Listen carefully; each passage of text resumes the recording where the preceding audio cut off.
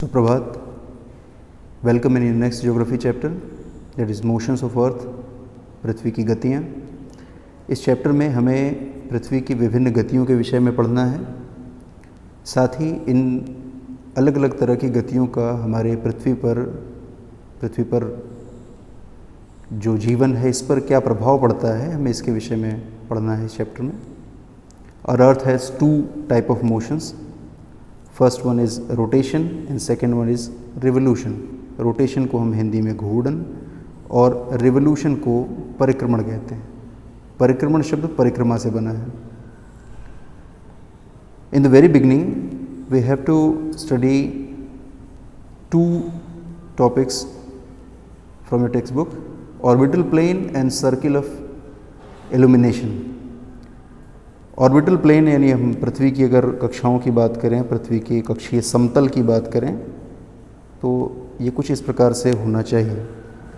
लेकिन वास्तविकता में जब हम पृथ्वी को देखते हैं तो पृथ्वी का जो नॉर्थ पोल है और पृथ्वी का जो साउथ पोल है वो एग्जैक्ट कक्षीय समतल को फॉलो नहीं करता, ऑर्बिटल प्लेन को फॉलो नहीं करता. ये थोड़ा सा टिल्टेड है. इसका ये जो झुकाव है जो उसके ऑर्बिटल प्लेन के साथ बनता है, ये जो एंगल है वो एंगल है 66.5 डिग्री का, यानी 66.5 डिग्री का. स्वाभाविक तौर पर दूसरे हिस्से में 23.5 डिग्री का एक एंगल बनता है, यानी हमारा इंक्लिनेशन एंगल 66.5 डिग्री का है फ्रॉम ऑर्बिटल प्लेन. आपकी टेक्स्ट बुक की इमेज से भी ये क्लियर है कि हम अपने ऑर्बिटल प्लेन के साथ अगर एक्चुअल एक्सिस को देखें जो कि नॉर्थ साउथ पोल्स बनाते हैं तो ये जो एंगल होगा वो एंगल होगा 66.5 का. हमने ट्रॉपिक ऑफ कैंसर, इक्वेटर और ट्रॉपिक ऑफ कैप्रिकॉर्न जैसे लैटिट्यूड्स लाइन के बारे में प्रीवियस चैप्टर में पढ़ रखा है. रोटेशन की बात करें, rotation is the movement of earth on its axis. Axis जो हमारे पोल्स को मिलाने वाली ये इमेजिनरी लाइन, ये काल्पनिक रेखा बनाती है. इस काल्पनिक रेखा के साथ साथ हमारी पृथ्वी पश्चिम से पूर्व की तरफ यानी वेस्ट टू ईस्ट रोटेट करती है, स्पिन करती है.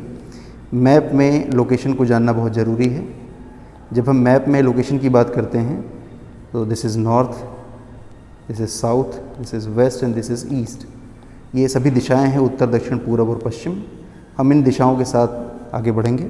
हमारी पृथ्वी का जो स्पिन है, जो रोटेशन है, वो उसकी एक्सिस पर वेस्ट टू ईस्ट की तरफ होता है और इस तरीके से हमारी पृथ्वी अपना घूर्णन करती है अपनी एक्सिस पर. और इस घूर्णन के लिए हमारी पृथ्वी यानी अपनी एक्सिस पर पूरा एक चक्कर पूरा करने में वो लगभग 24 घंटे का समय लगाती है. ये जो 24 घंटे का समय है, इस 24 घंटे के समय को हम एक दिन कहते हैं अपनी पृथ्वी पर. हमारी अर्थ पर जो एक दिन है वो 24 घंटे का, और वो 24 घंटे का इसलिए है क्योंकि हमारी पृथ्वी अपनी एक्सिस के ऊपर पूरा एक चक्कर करने में 24 घंटे का समय लगाती है. This is earth day. Earth day 24 hours. Next topic is circle of illumination. Circle of illumination की अगर हम बात करें तो उसके पहले हमें अपने टेक्स्ट बुक के इस डायग्राम को देखना होगा. स्पष्ट है कि हमारी पृथ्वी का जैसा आकार है, हमने पिछले चैप्टर में ही पढ़ रखा है कि हमारी पृथ्वी का आकार जियोइड है. पृथ्वी के अपने इस आकार की वजह से एक फ्लैट पेपर के जैसे नहीं होने के कारण हमारी पृथ्वी पर सूर्य का जो प्रकाश है वो एक हिस्से पर ही एक बार में पड़ता है. हमारी पृथ्वी के जिस हिस्से पर सूर्य का प्रकाश पड़ता है हम उसे डे टाइम कहते हैं, और इसके विपरीत जिस हिस्से पर सूर्य का प्रकाश नहीं पहुंचता है उसे हम नाइट टाइम कहते हैं. और हमारी पृथ्वी जो कि पश्चिम से पूर्व की तरफ घूर्णन कर रही है, रोटेशन कर रही है, ये रोटेशन करने के दौरान हमारी पृथ्वी का वो हिस्सा जो पहले नाइट में है, ये इस हिस्सा सामने की तरफ आ जाता है और वहाँ पर भी दिन हो जाता है, और जिस हिस्से में दिन है वो हिस्सा भी घूर्णन के दौरान, रोटेशन के दौरान पीछे की तरफ चला जाता है और रात हो जाती है. यानी एक बार में हमारी पृथ्वी का एक हिस्सा ही सूर्य के सामने होता है, जिससे एक हिस्से में दिन और एक हिस्से में रात होती है. जब हम एक ऐसी लाइन की बात करें, वो लाइन जो हमें इस दिन और रात के दोनों गोलार्धों में, दोनों हेमिस्फीयर को अलग अलग बांट दे, यानी इस लाइन के एक हिस्से में दिन और दूसरे हिस्से में रात है, इस लाइन को, बल्कि ये लाइन नहीं रह जाती, क्योंकि जब हम पूरे ग्लोब पर इसको खींचते हैं तो ये पूरा एक सर्कल बन जाती है। इस पूरे सर्कल को हम कहते हैं सर्कल ऑफ इल्यूमिनेशन या प्रदीप्ति वृत्त। आपकी टेक्स्ट बुक में इसकी चर्चा है प्रदीप्ति वृत्त की। इस डायग्राम में ये स्पष्ट है कि हम सर्कल ऑफ इल्यूमिनेशन दिन और रात के अलग अलग गोलार्धों के साथ, अलग अलग हेमिस्फीयर के साथ इसे बनाते हैं। एक रोचक एक्टिविटी आपकी टेक्स्ट बुक में है। एक बॉल की सहायता से, एक बॉल की मदद से आपको ये बताना है कि दिन और रात किस प्रकार से होते हैं। दिन और रात को दिखाने के लिए इसका उपयोग किया गया है।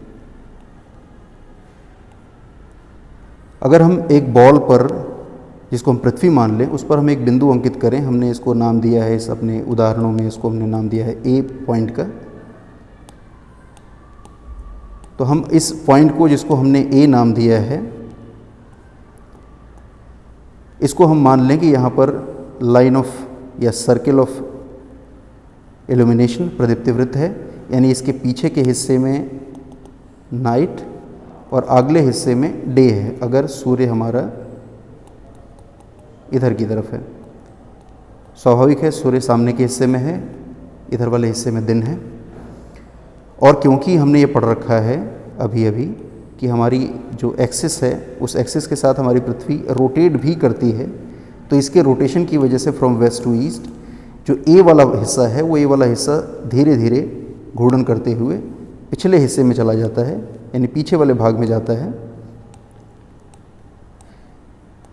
ये पीछे वाले हिस्से में चला जाएगा। ए वाला जो बिंदु है वो पीछे वाले हिस्से में चला जाएगा, यानी वहाँ पर रात हो जाएगी। और वापस फिर ये घूर्णन करते करते पूरी परिक्रमा करके फिर जब इस सर्कल ऑफ इल्यूमिनेशन को पार करेगा तो यहाँ पर फिर से सूर्योदय होगा, ये हिस्सा फिर से सामने की तरफ आ जाएगा।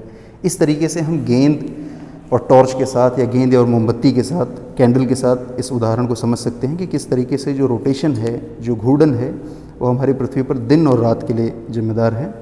कैसे ये बड़ा महत्वपूर्ण पहलू हो जाता है।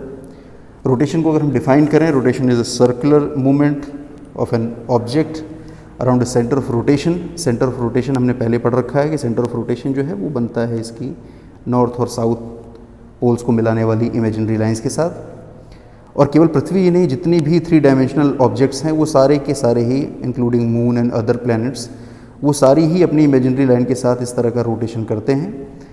इनकी रोटेशन की जो स्पीड है उसमें फ़र्क हो सकता है इनके आकार के आधार पर, इनके साइज़ के बेस पर इनकी जो स्पीड है वो कम और अधिक हो सकती है।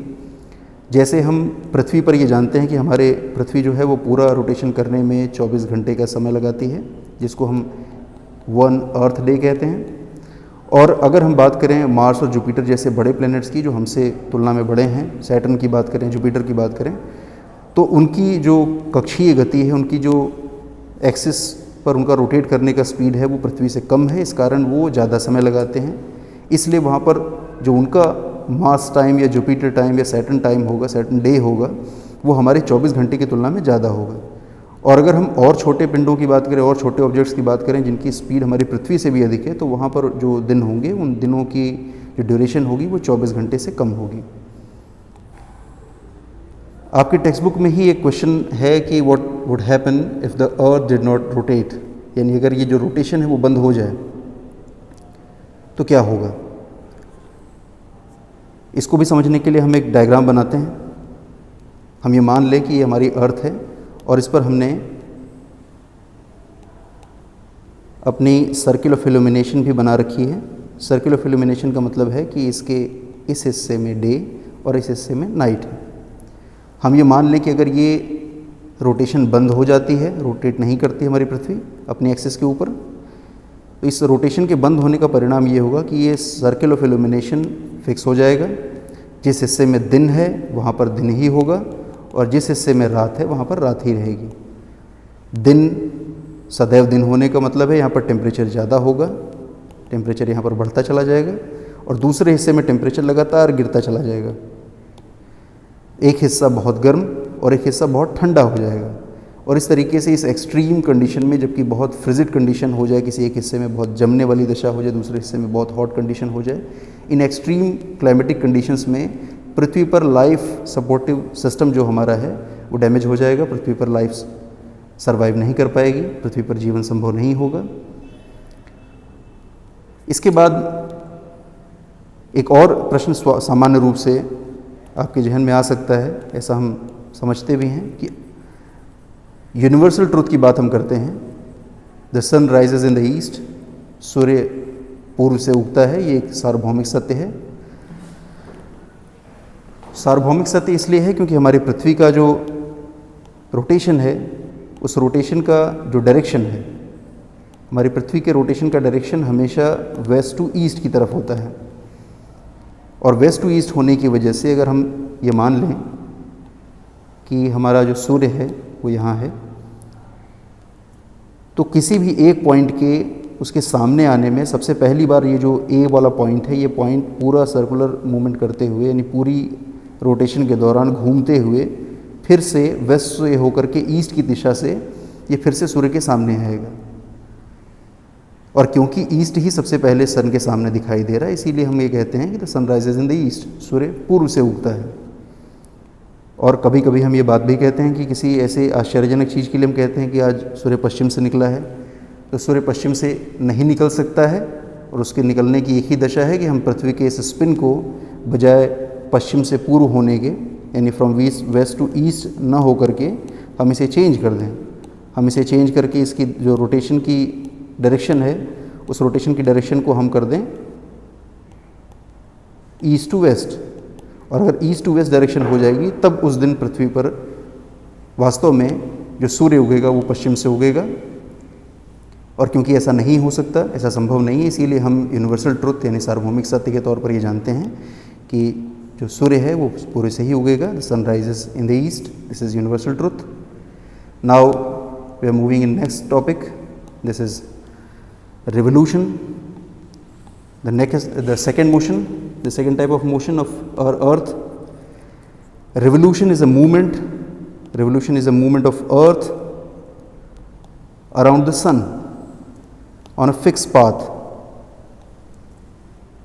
वो जो फिक्स पाथ है, वो फिक्स पाथ है एक ऑर्बिट, उसकी कक्षा पृथ्वी जिसके सहारे एक पूरा चक्कर काटती है सूर्य के चारों तरफ। हमने अपने पहले चैप्टर में the earth in the solar system में ऐसा पढ़ा है कि हमारा जो सेंटर ऑफ सोलर सिस्टम है, दिस इज सन, ये हमारा स्टार है। और बाकी सारी जो सेलेशियल बॉडीज़ हैं जो हमारे सोलर सिस्टम में शामिल हैं, वो सभी सूर्य की परिक्रमा करती हैं, सूर्य के चारों तरफ ये रिवॉल्व करती हैं। हमारी पृथ्वी भी उनमें से एक है। और हमारा ये जो रिवोल्यूशन है सन के अराउंड, वो एक इलिप्टिकल पाथ पर होता है, एक दीर्घवृत्ताकार कक्षा में होता है। और दीर्घवृत्त और वृत्त में हमें फ़र्क समझ लेना चाहिए। वृत्त का अर्थ ये है कि एक ऐसा ज्योमेट्रिकल शेप जिसमें हमें उसके सेंटर से चारों तरफ, जब हम जहाँ पर उसके सर्कमफ्रेंस पर जाएंगे, सेंटर से चारों तरफ इसका जो रेडियस है वो एक बराबर होगा। लेकिन इलिप्स में ऐसा नहीं होता। इलिप्स में उसके सेंटर से दो तरह की रेडियस बनेगी। एक रेडियस होगी जो थोड़ी छोटी होगी और तुलनात्मक तौर पर थोड़ी बड़ी एक दूसरी रेडियस होगी। हम अगर पृथ्वी की अपनी इस कक्षा को देखें जो सूर्य के चारों तरफ बनती है, तो ये चीज़ स्पष्ट हो जाती है कि हमारी पृथ्वी सूर्य के चारों तरफ एक इलिप्टिकल पाथ, यानी दो तरह की त्रिज्याओं वाले, दो तरह की रेडियस वाले पाथ को फॉलो करके करती है।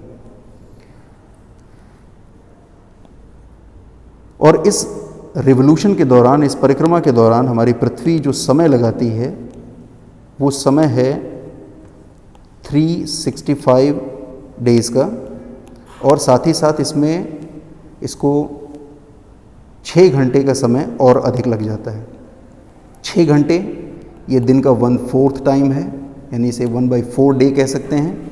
तो हमारी पृथ्वी को सूर्य की परिक्रमा करने में जो कुल समय लग जाता है वो हो जाता है 365 1/4 डेज़। हम जब अपने कैलेंडर्स बनाते हैं तो हम अपने कैलेंडर्स में 365 डेज़ रखते हैं। हमें पता है 1 ईयर में 365 डेज़ होते हैं। और क्योंकि कैलकुलेशन में ये परेशानी करेगा, 1/4 डे को हम कैलकुलेट नहीं कर पाएंगे, इसलिए हम 1/4 को इकट्ठा करते जाते हैं, पहले साल में, दूसरे साल में, फिर तीसरे साल में। और फिर चौथे साल में हम फिर इस सभी 1/4 को एक साथ इकट्ठा कर देते हैं, यानी चौथे वाले साल में क्या होता है, हम 1/4 + 1/4 + 1/4 + 1/4 कर देते हैं और ये हो जाता है 4/4, दैट इज़ 1 होल डे। एक अतिरिक्त दिन हमें चौथे साल में मिल जाता है और चौथे साल में हम वो 365 में वो दिन जोड़ देते हैं और वो साल का जो दिन हो जाता है वो 366 हो जाता है, 366 डेज़ हो जाते हैं उस साल में, हर चौथे साल में। और ऐसे चौथे साल को हम लीप ईयर कहते हैं। लीप वर्ष में, लीप ईयर में 365 के बजाय 366 डेज़ होते हैं। इसका कैलकुलेशन मैंने आपको समझाया कि किस प्रकार से एक पूरा दिन बन जाता है। और अपने कैलेंडर में आपने गौर किया होगा कि आपके कैलेंडर में एक अकेला महीना फरवरी इस तरह का है जिसमें हर साल दिनों की संख्या बराबर नहीं रहती, यानी दिन कम हो जाते हैं, दिन बढ़ जाते हैं। 3 साल हम लगातार देखते हैं कि फरवरी में दिनों की संख्या 28 यानी 28 रहती है, जबकि चौथे साल में फरवरी में 29 दिन हो जाते हैं, यानी 29 डेज़ हो जाते हैं। और वो 29 डेज़ वाली फरवरी वाला जो साल है उसे हम लीप ईयर कहेंगे। Next topic is elliptical path. We have already know the orbital path of our earth around sun is a elliptical path, यानी दीर्घवृत्ताकार कक्षा में हमारी पृथ्वी सूर्य की परिक्रमा करती है। और इस दौरान क्योंकि हमने पढ़ रखा है कि इलिप्स में 2 रेडियस होते हैं, तो हमारी पृथ्वी पूरी परिक्रमा के दौरान 2 ऐसे बिंदुओं पर होती है सूर्य से जब वो सबसे ज़्यादा दूरी रखती है और 2 बार वो हमारी पृथ्वी सूर्य के सबसे करीब पहुंच जाती है। तो स्वाभाविक तौर पर हमारी पृथ्वी पर जो सनरेज आती हैं, जो ऊर्जा हमें मिलती है, जो एनर्जी हमें मिलती है सन से, वो उसकी मात्रा में अंतर आ जाएगा। हम दूर होंगे तो हमें थोड़ा कम मात्रा, जबकि नज़दीक होने पर ये मात्रा बढ़ जाएगी। साथ ही साथ इसमें हम रिवोल्यूशन के साथ साथ रोटेशन के फैक्टर को भी शामिल रखें। Rotation is very clear, rotation is spin on its axis and revolution is earth movement around the sun on a fix path. हम जब रोटेशन और रिवोल्यूशन दोनों को मिलाकर के साथ में समझते हैं, हमारी पृथ्वी सूर्य की परिक्रमा तो करती ही है, सूर्य की परिक्रमा के साथ साथ वो अपनी एक्सिस के ऊपर रोटेट भी कर रही है, इसलिए इसका सदैव एक हिस्सा ही सूर्य के सामने दिखाई देता है। आपके इस डायग्राम में अलग अलग कई सारी डेट्स की चर्चा है। 21 जून, 22 दिसंबर, 21 मार्च एंड 23 सितंबर। हम इन सब के बारे में भी पढ़ेंगे कि ये क्या चीज़ें हैं। अपने इलिप्टिकल पाथ पर सन के अराउंड रिवोल्यूशन करने के दौरान हमारी पृथ्वी, क्योंकि वो एक्सिस पर झुकाव रखती है, इसलिए 21 जून के दौरान हमारे नॉर्थ साइड में, यानी हमारे अगर हम अपने पूरे अर्थ को नॉर्थ और साउथ 2 हेमिस्फीयर में बांट दें, इसको हम उत्तरी गोलार्ध और इसको दक्षिणी गोलार्ध कहें, तो हमारा जो उत्तरी गोलार्ध है, जो नॉर्दर्न हेमिस्फीयर है, इस नॉर्दर्न हेमिस्फीयर में क्योंकि इसका जो झुकाव है ये सूर्य के सामने की तरफ है, इसलिए यहाँ पर गर्मियाँ अधिक पड़ती हैं, यानी यहाँ पर गर्मियाँ ज़्यादा मिलती हैं। ऊर्जा ज़्यादा मिलने से इस हिस्से में गर्मियाँ पड़ती हैं। आपको याद है कि हमारे देश में 21 जून का महीना गर्म महीना है। 21 जून का जो दिन है वो हमारी पृथ्वी पर, और विशेष करके हमारा जो नॉर्थ हेमिस्फीयर है, नॉर्दर्न हेमिस्फीयर है, उत्तरी गोलार्ध, इसके लिए सबसे बड़ा दिन होता है। बड़ा दिन इसलिए होता है क्योंकि सूर्य की ऊर्जा सबसे अधिक मात्रा में मिलती है, और इसे हम समर सोल्स्टाइस या उत्तर ऐनांत कहते हैं। 21 जून का ये जो दिन है ये उत्तरी गोलार्ध के लिए सबसे बड़ा दिन है। स्वाभाविक तौर पर अगर ये हमारे लिए यानी उत्तरी गोलार्ध के लिए सबसे बड़ा दिन है, तो ये दक्षिणी गोलार्ध के लिए सबसे छोटा दिन भी होगा। हमारे लिए सबसे बड़ा और सदर्न हेमिस्फीयर के लिए सबसे छोटा दिन। वहाँ पर विंटर्स होती हैं क्योंकि ये हिस्सा सूर्य के पीछे के हिस्से में होता है। इसके बाद फिर हम आगे बढ़ते हैं। इस मूवमेंट में हम फिर पहुँच जाते हैं 22 दिसंबर की तरफ। 22 दिसंबर में समर सोल्स्टाइस की बजाय विंटर सोल्स्टाइस यानी दक्षिण ऐनांत हमें दिखाई देता है। दक्षिण ऐनांत में सूर्य से हमारी दूरी फिर से है, लेकिन इस बार सूर्य के सामने जो पार्ट है, सूर्य के सामने जो हिस्सा है वो सदर्न हेमिस्फीयर है।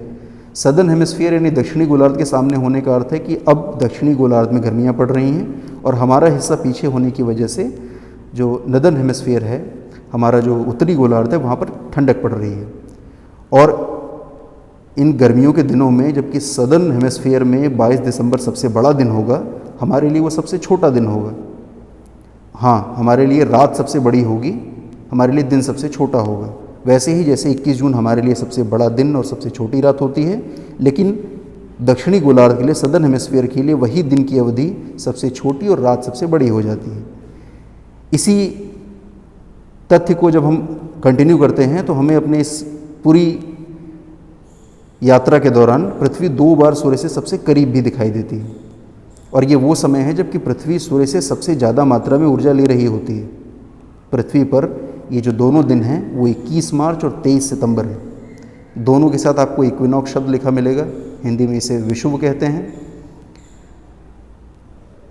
सितंबर 23 वाला जो इक्विनॉक्स है ये ऑटम सीजन का है, और 21 का जो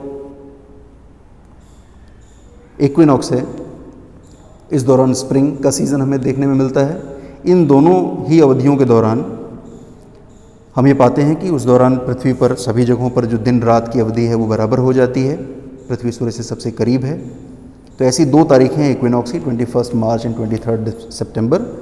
और समर सोलिस्टाइस एंड विंटर सोलिस्टाइस, जिसको हम नॉर्दर्न और साउदर्न सोलिस्टाइस भी कहते हैं, उत्तर अयनांत और दक्षिण अयनांत भी, इनके साथ हम रेवोल्यूशन को समझते हैं। और क्योंकि हमारी पृथ्वी रोटेशन तो करती है अपनी एक्सिस पर फ्रॉम वेस्ट टू ईस्ट, इसके साथ साथ ये रिवोल्यूशन भी करती है सूर्य के चारों तरफ, और पृथ्वी का एक हिस्सा ही सूर्य के सामने जाता है, इसीलिए हमारी धरती पर सीजन्स चेंज होते हैं। हमने रोटेशन का प्रभाव देखा कि किस तरीके से धरती पर दिन और रात में रोटेशन का एक बड़ा योगदान है, रोटेशन उसी की वजह से होता है। जब सीजनल चेंज की बात करते हैं तो सीजनल चेंज में रिवोल्यूशन और रिवोल्यूशन के साथ साथ हमारी ये जो टिल्टेड एक्सिस है पृथ्वी की, जो झुकी हुई अक्ष है, ये एक महत्वपूर्ण भूमिका निभाती है। रिवोल्यूशन केवल हमारी पृथ्वी सन के अराउंड ही नहीं करती है, हर एक ऑब्जेक्ट अपने सेंट्रल बॉडी के अट्रैक्शन के साथ उसके चारों तरफ एक इलिप्टिकल पाथ फॉलो करता है, उसके चारों तरफ सामान्य रूप से इलिप्टिकल पाथ ही फॉलो करता है, उसके चारों तरफ परिक्रमा करता है, जिसको हम रिवोल्यूशन या परिक्रमण की गति कहते हैं। The earth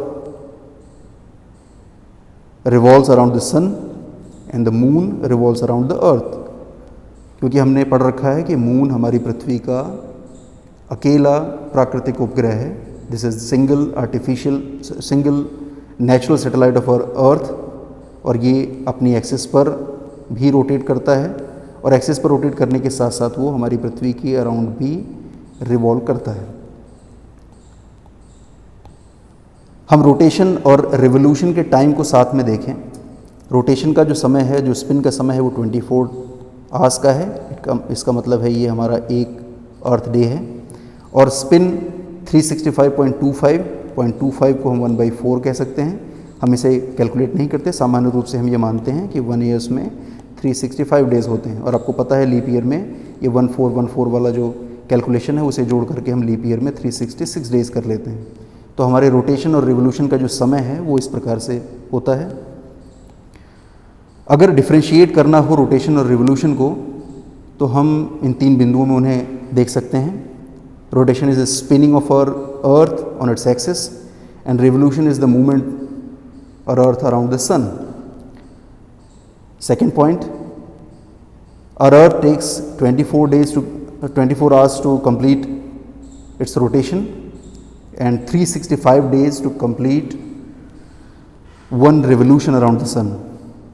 Our Earth has tilted axis by 23.5 degree, and this tilted axis is the major cause of seasonal change on our Earth or on our planet. And the revolution is moving around the sun with its fixed orbit, which is elliptical. We have already studied. Recapitalization, हम अगर अध्याय में देखें पुनः कि क्या क्या चीज़ें हमने अपने अध्याय में पढ़ी हैं, तो हमने रोटेशन पढ़ा यानी घूर्णन पढ़ा, पृथ्वी का अपनी एक्सिस पर होने वाला स्पिनिंग। रिवोल्यूशन, सूर्य के चारों तरफ पृथ्वी की परिक्रमा, revolution around sun, movement around sun with a fix path. Orbital plane, हमने ये पढ़ा ऑर्बिटल प्लेन का कि पृथ्वी हमारी जो है वो ऑर्बिटल प्लेन के साथ एक झुकाव रखती है 66 का। ये हमारा ऑर्बिटल प्लेन है, ये कक्षीय समतल है, ये समतल है लेकिन हमारी पृथ्वी समतल ना होकर के थोड़ा सा झुकाव रखती है, जो झुकाव 66.5 डिग्री का है। 66.5 डिग्री। सर्किल ऑफ इल्यूमिनेशन हमने प्रदीप्ति वृत्त भी पढ़ा कि किस तरीके से हमारे पूरी अर्थ को अगर हम दो हिस्से में बांटें सन रेज के बेसिस पर, तो एक हिस्सा नाइट वाला और एक हिस्सा डे वाला होगा, और ये जो सर्किल उसे बांटेगा this is circle of illumination या प्रदीप्ति वृत्त। हमने पृथ्वी के एक दिन की बात कही यानी अर्थ डे की बात की। अर्थ डे जो हमारा है वो 24 आवर्स का है। ये अलग अलग प्लैनेट्स के लिए अलग अलग हो सकता है, किसी के लिए ये अवधि बड़ी और किसी के लिए छोटी हो सकती है, ऐसा भी देखा हमने। लीप ईयर्स, लीप ईयर की बात हम करें, leap year is having 366 days, 1/4 का कैलकुलेशन जो है वो यहाँ ऐड होता है। इलिप्टिकल ऑर्बिट, सन के अराउंड जो हमारी पृथ्वी गति करती है, और प्लैनेट्स भी सन के अराउंड जो गति करते हैं वो इलिप्टिकल पाथ को फॉलो करते हैं, दीर्घवृत्ताकार कक्षा में सूर्य की परिक्रमा करते हैं। फिर समर सॉल्स्टाइस और विंटर सॉल्स्टाइस यानी उत्तरी और दक्षिणी अनंत की बात होती है। ये हमने देखा कि समर सॉल्स्टाइस है हमारे उत्तरी गोलार्ध के लिए वो 21 जून, और विंटर सॉल्स्टाइस जो है वो 22 दिसंबर। 21 जून यानी हमारे उत्तरी गोलार्ध का सबसे बड़ा दिन, दक्षिणी गोलार्ध का सबसे छोटा दिन, और रात के लिए उसकी विपरीत दशा है यानी हमारी सबसे छोटी रात और सदर्न हेमिस्फीयर की सबसे बड़ी रात। जबकि विंटर सॉल्स्टाइस में दक्षिणी अनंत में दक्षिण में सबसे बड़ा दिन हो जाता है 22 दिसंबर को, लेकिन हमारे यहाँ सबसे छोटा दिन होता है, हमारे यहाँ रात की अवधि बड़ी हो जाती है। Last topic is equinox. Equinox हम जानते हैं कि हमारी धरती पर 2 ऐसे दिन आते हैं पूरी इसके रिवोल्यूशन के दौरान कि जब हमारी